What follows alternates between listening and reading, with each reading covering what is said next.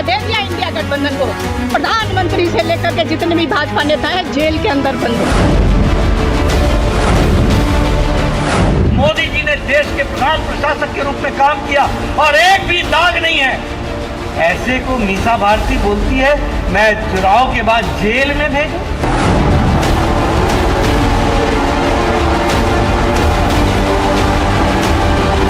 वो लोग हम लोगों के ऊपर तानाशाही का आरोप लगाते हैं। कल्पना करिए, अपने गिरेबान तो यहाँ कर नहीं देखते।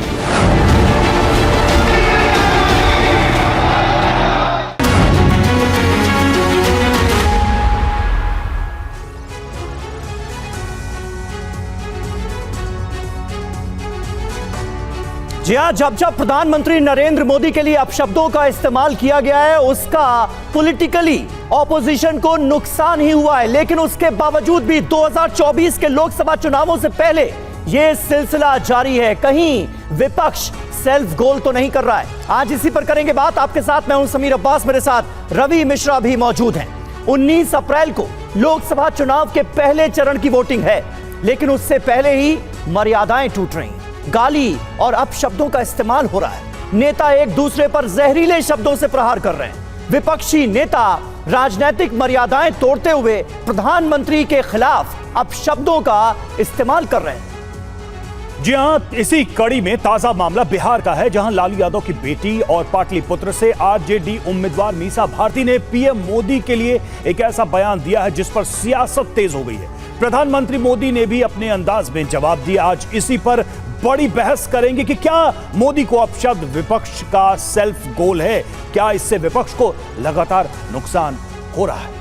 जी और इस बड़े सवाल पर चर्चा की शुरुआत अहम खबर के साथ कर रहे हैं। विपक्ष के अपशब्दों पर पीएम मोदी ने पलटवार किया है। वो क्या कह रहे हैं? महाराष्ट्र के रामटेक में पीएम मोदी ने जवाब दिया है।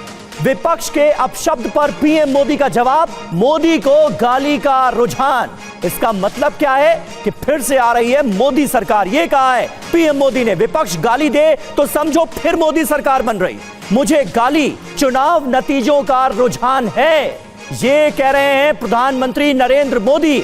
ऑपोजिशन के तमाम लीडरान की तरफ से प्रधानमंत्री के खिलाफ जिस तरह से अपशब्दों का इस्तेमाल किया गया, उसका 2 वाक्यों में जवाब दिया है प्रधानमंत्री मोदी ने। सुनिए। जब मोदी को गालियां बढ़ जाए तो रुझान समझ जाइए फिर एक बार। जब ये लोग मेरे स्वर्गीय पिताजी या माताजी को गाली देने लगे तो समझ जाइए फिर एक बार। जब ईवीएम पर सवाल उठने लगे तो रुझान समझ जाइए फिर एक बार।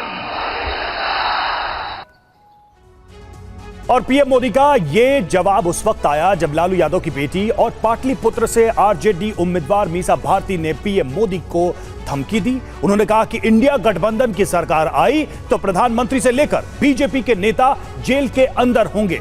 क्या कहा उन्होंने, आप भी सुनिए। जो इंडिया गठबंधन है 30 लाख रोजगार दे रहा है, उसमें उनको तुष्टिकरण दिख रहा है। किसानों की आय दुगनी करने की हम बात कर रहे हैं, हम एमएसपी लागू करने की बात कर रहे थे, इनको तुष्टिकरण नजर आ रहा है। आज बेटे के लिए वोट मांगने गए थे, काहे नहीं परिवारवाद पे बोले? मुंह बंद हो गया प्रधानमंत्री जी का। इलेक्ट्रोल बॉन्ड पे कौन जवाब देगा? जब आते हैं वो हमारे परिवार पे आरोप लगाते हैं भ्रष्टाचार का। जानते हैं कितना बड़ा भ्रष्टाचार है। अगर देश की जनता ने कहीं हमें मौका दे दिया इंडिया गठबंधन को, तो प्रधानमंत्री से लेकर के जितने भी भाजपा नेता हैं जेल के अंदर बंद हो। तो प्रधानमंत्री नरेंद्र मोदी समेत बीजेपी के तमाम नेता जेल के अंदर होंगे अगर हमें मौका दे दिया, इंडिया गठबंधन को मौका दे दिया। यह कहा है मीसा भारती ने। और एबीसी पर राजनीति तेज है। पीएम मोदी को अपशब्द विपक्ष का सेल्फ गोल तो साबित नहीं हो जाएगा, यह है बड़ा सवाल। देखिए तमाम जो नेताओं के बयानात सामने आए हैं ऑपोजिशन से प्रधानमंत्री नरेंद्र मोदी के लिए, वो क्या हैं? मीसा भारती को आपने अभी सुना, उन्होंने कहा कि पीएम समेत तमाम बीजेपी नेता जेल के अंदर बंद होंगे अगर इंडिया गठबंधन को आपने मौका दे दिया तो। सवाल, क्या वोट के लिए मीसा पीएम मोदी को जेल में डालने की बात कर रही हैं? ये सवाल नजर आता है। बिल्कुल। और दूसरा सवाल कि क्या बौखलाहट में पीएम मोदी को अपशब्द कह रही हैं मीसा भारती? किसी खींच की वजह से वो ऐसे बयान दे रही हैं? तीसरा सवाल कि प्रचार के दौरान मीसा ने पीएम के खिलाफ शब्दों की मर्यादा क्यों लांघी? सीधे सीधे वो कह रही हैं कि प्रधानमंत्री जेल जाएंगे अगर इंडिया गठबंधन की सरकार बनी तो। बिल्कुल, सवाल यह भी है कि क्या प्रधानमंत्री के खिलाफ अपशब्द विपक्ष की पराजय के संकेत हैं? और इस बात का जिक्र अपने बयान में, अपने जवाब में प्रधानमंत्री नरेंद्र मोदी खुद करते नजर आ रहे हैं। क्या विपक्ष को बीजेपी की बड़ी जीत के संकेत मिल रहे हैं, जिस वजह से इस तरह के बयानों का एक दौर हम देख रहे हैं ऐन चुनावों से पहले? ये अपने आप में वो बड़ा सवाल है जिसकी तरफ सीधे सीधे प्रधानमंत्री नरेंद्र मोदी ने इन सारे बयानों का जवाब देते हुए किया है इशारा। तो कुल मिलाकर अगला पॉइंट जो है वो हम सामने रखेंगे अपने दर्शकों के, क्योंकि ये सिलसिला यहीं रुका नहीं है। तमाम नेताओं के बयानात सामने आए और एक एक करके इस शो में हम आपको नेताओं के वो बयान सुनवाएंगे भी। और प्रधानमंत्री नरेंद्र मोदी का आपने जवाब भी देखा। हमारे साथ कुछ खास मेहमान मौजूद हैं। शिवम त्यागी हमारे साथ हैं, प्रवक्ता भारतीय जनता पार्टी के।